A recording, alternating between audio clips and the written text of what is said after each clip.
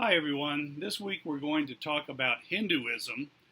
And like Buddhism and Jainism that we've already talked about, Hinduism grew out of the combined culture and religious traditions of the people who originally lived in the Indus Valley civilization as early as 2500 BCE. Just as a reminder, these people who lived there probably were worshippers of the earth or perhaps Mother Goddess. They were likely speakers of a language or group of languages known as the Dravidian family of languages. These are languages that are now prevalent in the south of India. The one that you might have heard of is Tamil, which is one of the major languages of Sri Lanka. It's also spoken in the south of India. And these Dravidian languages are unrelated to the language of Hindi, for example, which is Indo-European. Now, how did Hindi come to India? Well, it came, or at least its ancestor language, Sanskrit, came with a group of Aryan invaders who came about 1500 BCE, and they brought with them their language and their technology, and also their religious beliefs. They believed in sky gods, for example. And so over time, these two different sets of religious beliefs sort of started to blend together. And over time, this culture combined and produced what's known as the Vedic culture. And the Vedic culture gets its name from, that's a V, gets its name from the Vedas, like the Rig Veda that we talked about last time, and there are some other Vedas as well. These are the oldest scriptural texts or sacred texts that are recognized in Hinduism. And for example, in the oldest manifestations of the religion, some of the gods that are prevalent in Hinduism nowadays weren't even present. For example, the god Shiva, whom we'll talk about in a little while, wasn't present in the Rig Veda, for example, which is the oldest of the Vedas. But Shiva becomes a very important god later on in the later writings, such as the Upanishads, for example. This is probably Shiva was a god who was worshipped by these Dravidian speakers who were there first before the Aryan invaders came in with their Indo-European language. And Shiva very likely was one of the gods that they worshipped. And the process of a dominant religious tradition taking over religious traditions from a weaker or minority religious tradition, this is a process called universalization. Universalization. And this is where the dominant classes adopt practices of the lower classes.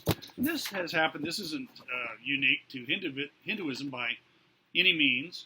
It's actually something that you see in other traditions as well. So, for example, the cult of the Virgin Mary in Christianity is an example of the dominant tradition, Christianity, taking over traditions that involve the worship of a mother goddess in the Western Hemisphere, and it was adopted and adapted into Christianity with the cult of the Virgin of Guadalupe, for example.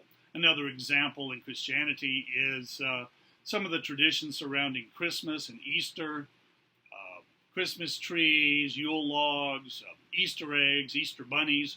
All these things were part of the minority tradition of the Norse and the Germanic tribes that were brought into Christianity and sort of normalized or baptized and made part of the Christian tradition. So the same thing happened within Hinduism as the older Vedic religious tradition that itself was a blend of the native peoples of the Indus Valley with these Aryan invaders, if you will, or migrants, depending on how you want to look at it. They combined their religious traditions, and then the religious traditions continued to grow over time. Now, the word Hindu and Hinduism, these words are fairly modern coinages, they weren't used in ancient times to describe the religion. There really was no name for the religion that was commonly practiced throughout much of India, much of the Indian subcontinent. The word itself comes from a Sanskrit word for the name of the river.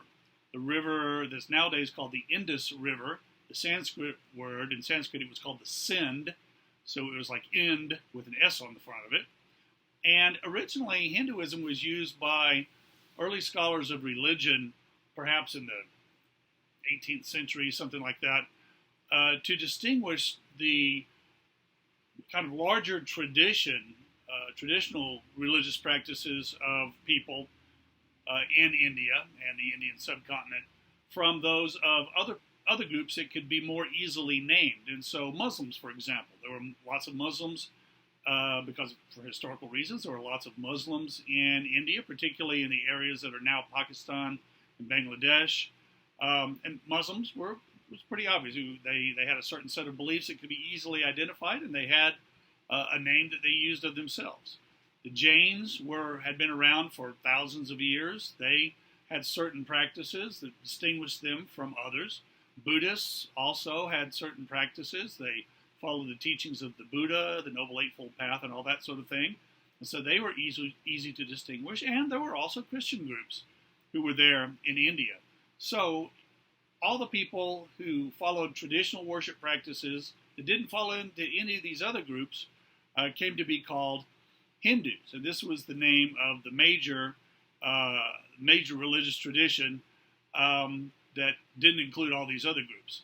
So for that reason, Hinduism is much less coherent than other religious traditions that I've mentioned, with adherents who worship many, many different gods. In fact, some people estimate that there might be as many as 300 million different gods in Hinduism. And even if there aren't really 300 million, there are certainly thousands and thousands of gods that are recognized at least locally. They also, Hindus, or people who identify as Hindus, accept a wide variety of sacred texts, and they, most all of them accept the Vedas, but there are many other more recent texts that most Hindus accept as well, and ideas, not just sacred texts. So the idea of samsara, or reincarnation, the cycle of birth, life, death, rebirth, this is a common belief among Hindus, and so is the concept of karma, which goes hand in hand with the idea of samsara. However, these other Shramana traditions, even though they influenced the earlier Vedic religion and gave rise to Jainism and Buddhism, and yes, Hinduism as well, the Hindus, as a whole anyways, didn't necessarily accept all of the Shramana traditions. So, for example, Hindus are less likely to practice asceticism than Buddhists, or especially Jains. And ahimsa, that Sanskrit word that means nonviolence, is not something that is as central to the kind of worldview of many Hindus as it is to Buddhists and Jains. The worship of various gods is something that's common among Hindus, and also the notion of Brahman, which is absolute reality. Now, notice that it has an N at the end of it. Later on, we're going to see the name of a Hindu god that is Brahma without the N. Brahman with the N is the concept of absolute reality. We'll talk more about that later. As I said, the oldest Hindu scriptures are the four Vedas, the oldest being the Rig Veda, and it got its final form maybe around the year 1000 BCE. So it's roughly comparable in age to parts of the Tanakh, to the Pentateuch, for example. Parts of it, the Pentateuch, date to around the year 1000 BCE, so it's much older than, say, the New Testament or the Quran. The Vedas contain hymns to various gods. They contain chants, prayers, ritual instructions, and the youngest of the Vedas is called the Atharva Veda.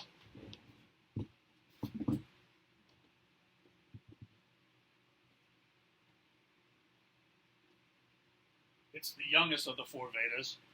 And in addition to hymns, it contains blessings and curses, chants to secure a cure from illness or to enhance virility or fertility. It contains philosophical speculations, theories of warfare, medicinal practice, astrological speculations. It's a whole hodgepodge of different content, very interesting to read. Some of the later compositions, that is later than the Vedas, include things called the Brahmanas and the Aranyakas. But the one we're going to talk about at least a little bit here is the Upanishads.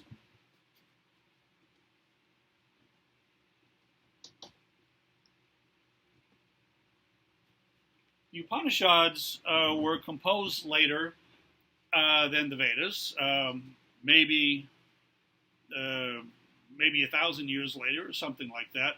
They are the latest sacred texts that are widely accepted among Hindus. There are later texts that are accepted by some Hindus, but the Upanishads are accepted by most Hindus.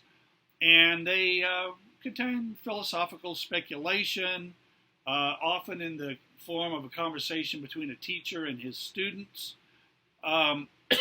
Later than the Upanishads are a couple of important epics. These are narrative stories, very entertaining actually, for the most part, although they're very long.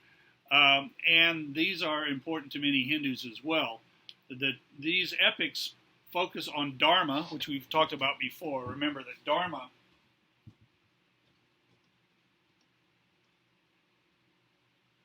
means law or custom or duty, or even can be translated as religion. These epics talk about avatars of one of the gods, the god Vishnu, and we'll talk about what an avatar and who Vishnu is in a minute. But these are these epics, and they're called the Ramayana and the Mahabharata. We'll talk more about them later on, so you don't have to worry about them now. And finally, another type of literature that's even later than the epics and the Upanishads are a group of writings called the Puranas. Not Purana like the little fish, but Purana. And the Puranas are writings that focus on bhakti, form of yoga or Hindu practice that involves devotion to a particular deity or worship of a particular deity or deities. Okay, so that's just kind of an overview of some of the sacred texts of Hinduism. By the 6th century BCE, the Shramana movement, as we've talked about before, had come to India, and it had an emphasis on asceticism, samsara, karma, ahimsa, or nonviolence. And as I said, these Shramana traditions were picked up by many people, and the Jains, for example, and the Buddhists. However, there were people who pushed back against at least some of these ideas that came in with these Shramana movements. For example, the Brahmin priesthood, and Brahmins are the highest level, the highest caste or group within traditional Indian society. They drew their authority from the Vedic scriptures, the oldest scriptures, and they didn't appreciate these notions that people should be ascetic, that the caste system was wrong. That's also one of the characteristics of the Shramana movement, the rejection of the caste system. And this is what kept the Brahmin priests in power, and it gave them their livelihood. And it also reflected their theological beliefs about karma, that they had earned their positions in previous lives, and that's why they had these kind of privileged positions now in this life, was because of karma. And so they rejected at least some aspects of the Shramana movement, and they continued to see the caste system as valid. And we'll talk more about the caste system later on as well. So this distinguished the group that came to be called Hindus from other groups like the Buddhists and the Jains. The So this is what was going on in the Indian subcontinent towards the end of the 4th century BCE. There was Alexander the Great swept out of Greece, and he swept to the east, conquered the Persian Empire, and he made it all the way to the banks of the Indus River before his soldiers finally said, his army said, nope, we're not going any further. We've been away from home for too long. And the legend says that Alexander sat down on the banks of the Indus River and he wept because there were no more worlds to conquer. Probably not a true story, but it's a good story nevertheless. So Alexander the Great and the Greeks swept as far as the western edge of the Indian subcontinent. After Alexander, there was a group of people called the Mauryans who controlled much of India, actually the vast majority of India, except for the southern tip and Sri Lanka. And the Mauryan dynasty, there's a map of it on the class website. Their dates were 322 to 185 BCE. You don't need to know the dates, just telling you when they were. And the Mauryans were led at first by a man by the name of Ashoka. He was a convert to Buddhism, but he also supported other Shramana movements, as well as the more traditional Hinduism that was a modification of the old Vedic religion. Well, after this dynasty broke up, there were several smaller states that arose in India, and there was a revival of Orthodox Hinduism and sort of a pushback against Jainism and Buddhism that had grown with these Shramana traditions. And traditions like the importance of ahimsa it was pushed back. However, it wasn't completely without influence on Hinduism. So, for example, the early Vedic religion advocated animal sacrifice to appease the gods, and ahimsa, or nonviolence, said, well, we shouldn't be harming any living creature, and so more Orthodox Hinduism eventually gave up on animal sacrifices and instead substituted sacrifices of fruit or grains or even yogurt. Right? The cults of Vishnu and Shiva became widespread about this time, and these are two of the other gods, two of the important Hindu gods, Vishnu and Shiva, were important Hindu gods who became prevalent. Their worshippers, their cult, that is their worship, became prevalent at this time. And this is also the time that the two epics that I mentioned were written, the Ramayana and the Mahabharata. Let me write them up here.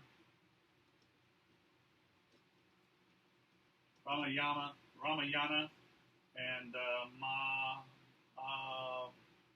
so I better spell it right. Yeah, O-H. Let's try this again. Here. Mahabharata. These are the two Hindu epics.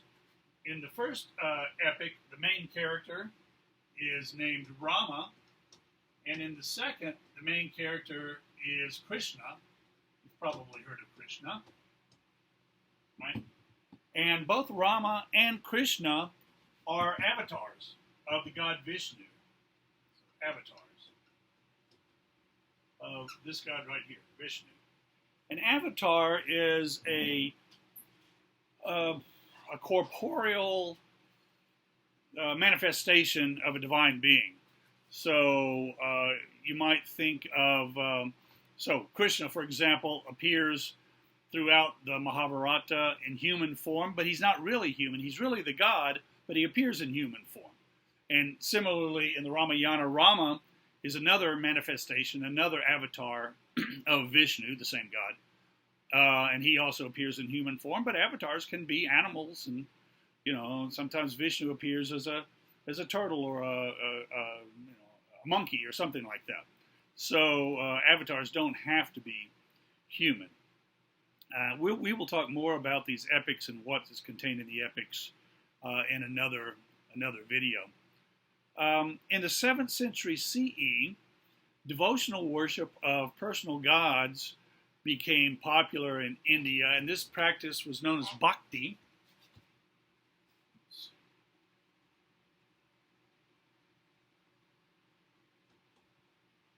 bhakti. And Vishnu and Shiva were the two primary objects of worship, early on at least, and they were worshipped primarily through chanting and singing. Around the 11th century CE, of course, Islam became an important force in parts of India, and the Muslims controlled parts of India, the northern parts of India, particularly the parts where Pakistan and Bangladesh are today, but also other parts of northern India. They controlled that area for several centuries. Eventually, Hinduism pushed its way back into those parts, at least some of the parts of India that they had been displaced from by the Muslims. And over the coming centuries, other influence came into India: Islam, Christianity, British imperialism, right? All these things are going on in India. And so I think that's all I want to say about the history of India. Let me take a few minutes to talk about some of the important Hindu deities. I'm not going to go through all 300 million of them. I don't think that there's a list of 300 million Hindu deities. But I am going to talk about some of the more prevalent ones. And I'm going to start with some of the oldest Hindu gods. And these are gods that are mentioned in the Vedas, that is, the oldest Hindu scriptures. And these are gods that, in some cases, predate the Vedic religion itself. They probably were gods that were worshipped by the original inhabitants of the Indus Valley way back in 2500 BCE.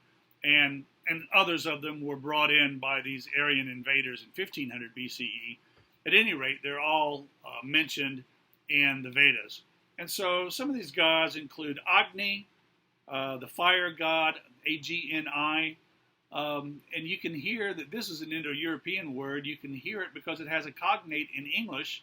It's where we get our word ignite from, is a cognate with Agni. It's the god of fire, right? There's Indra, the storm god, Mitra, the god of contracts and friendship, and Varuna, the god of water. And all these gods date to the pre-Vedic period because they're mentioned in other texts outside of India that predate this time period. All right. Now, another god that I want to mention, a very important god, is the god Brahma, and I'm going to write him right up here. And you'll notice that Brahma and Brahman look very similar to each other, but they are not the same god. And so Brahma is often written with a line over the A.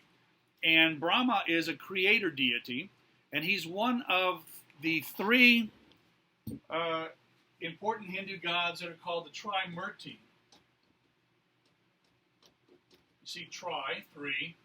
So these three gods right here, Brahma, Shiva, and Vishnu, these are the gods of the Trimurti. They're sometimes called the Hindu Trinity, although their relationship to one another is not at all like the Trinity in Christian religious tradition.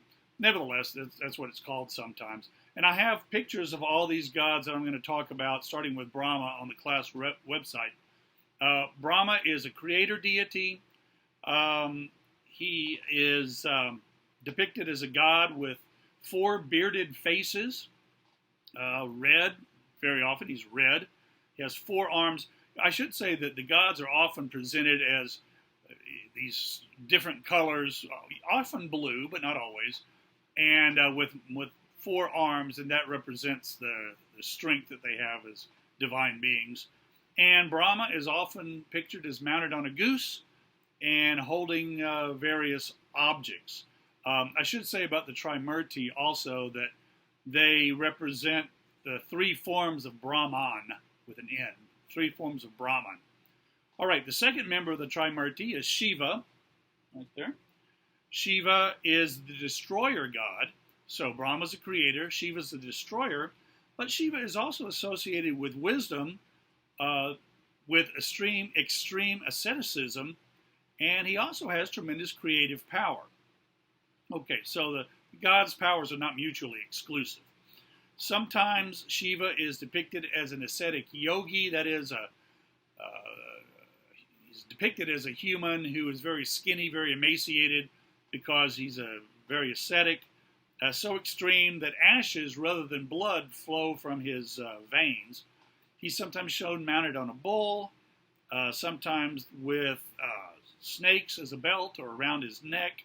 Sometimes the Ganges River flows through his hair.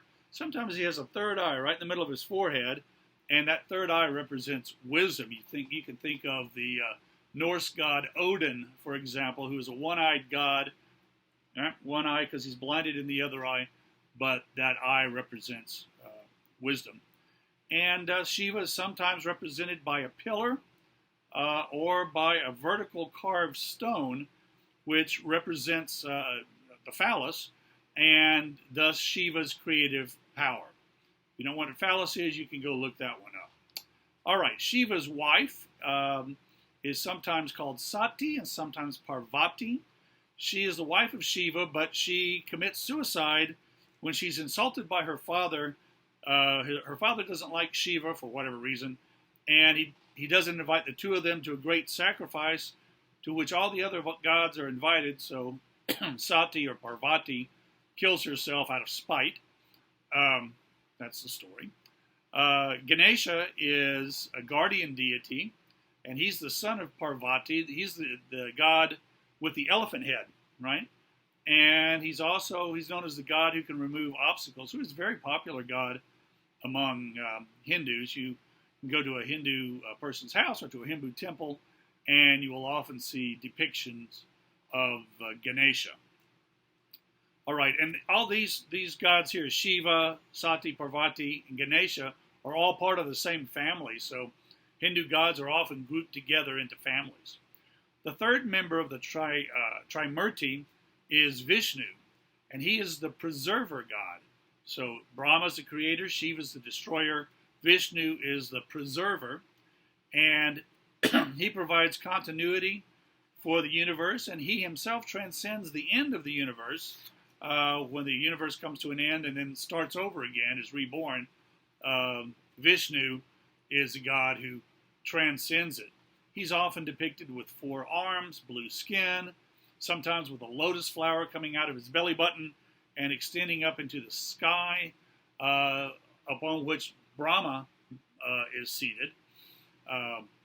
Vishnu is frequently represented in art through his 10 principal avatars, including a fish, a tortoise, a boar, Rama, and Krishna, and in some traditions, Buddha. The Buddha is even considered to be an avatar of Vishnu, although Buddhists reject that notion.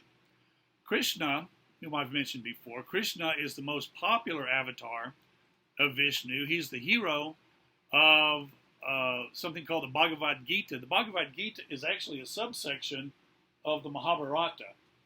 And the Mahabharata is extremely long, and so very often people just read the Bhagavad Gita. In fact, many modern Hindus consider the Bhagavad Gita to be their kind of main scripture. It's the one that they get the most inspiration out of. So in the Bhagavad Gita, Krishna offers counsel to a warrior named Arjuna. And by the way, on the class website, I have a picture that's taken from the Bhagavad Gita. It shows Krishna driving the chariot, and he's the blue guy. And Arjuna, for whatever reason, is green, and he's the one riding in the chariot. And you see his hands like this in worship towards Krishna, because he didn't realize that Krishna was a god until Krishna sort of revealed himself to him on the field of battle. So there are lots of stories about Krishna, about his birth, about other stages of his life. There's one story that says that there was a king in India who heard a story that his sister's 8th child would kill him, and so he tries to kill the boy, who turns out to be Krishna, but he fails, and then he tries to kill all the other baby boys in his kingdom. Sound familiar? But Krishna manages to escape and kill him. When he grows older, he's enormously attractive to all the local women, but who in turn, and they all love him, but he is especially attracted to a woman by the name of Another goddess is named Sarasvati. She is sometimes, in later traditions, identified as the wife of Brahma.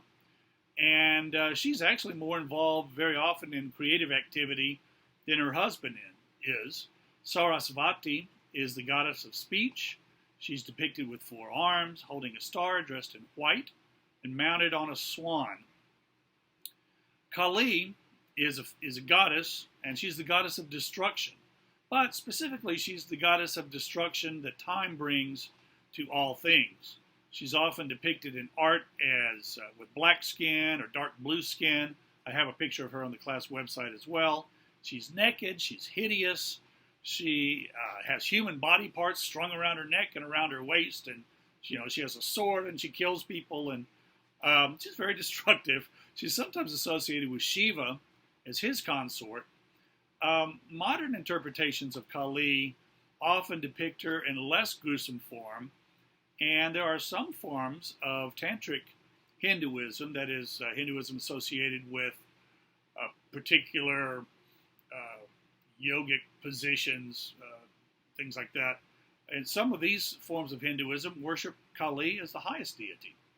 And the last deity I'm going to mention is named Devi, or sometimes Mahadevi Durga, and she's a goddess also, like Kali. She's sometimes seen as the embodiment of all goddesses. She's a warrior goddess who slays demons and drives them from heaven, restoring the gods to their rightful place after they've been driven out. And she's also seen as a cosmic mother, independent of all the male deities. So these are some of the more important Hindu deities. It's particularly important that you know the 3 gods who are part of the Trimurti, and also Krishna, who is the avatar of one of the avatars of Vishnu, and of course the 2 important goddesses that I mentioned, who are sort of self-standing goddesses. That is, they're not known just because of who they're married to or who they're the consort of, Kali and Devi, or Mahadevi Durga. So those are some of the more important gods and goddesses.